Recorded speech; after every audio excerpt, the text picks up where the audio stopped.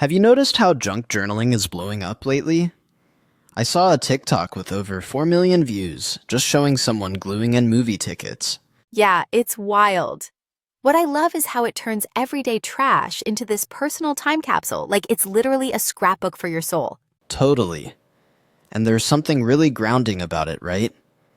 Just sitting there with glue, paper, and no screens in sight.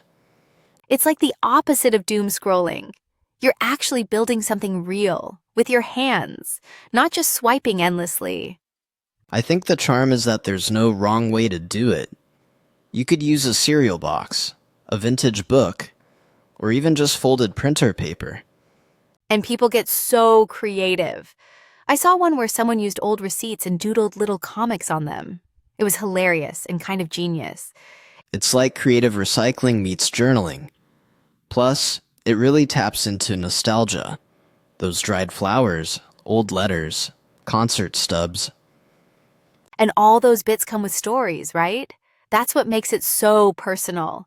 You're literally pasting memories onto the page. It's kind of like therapy, without the pressure to talk, just express. Exactly. And I've heard a lot of people say it helps with anxiety. Maybe because it gives them a sense of control and calm. I mean, think about it.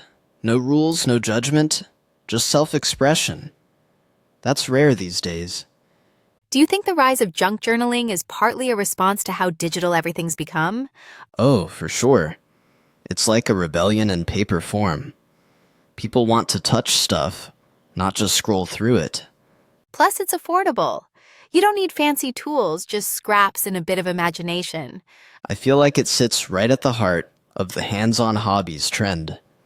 Same vibe as knitting or pottery. Slow, tactile, meaningful.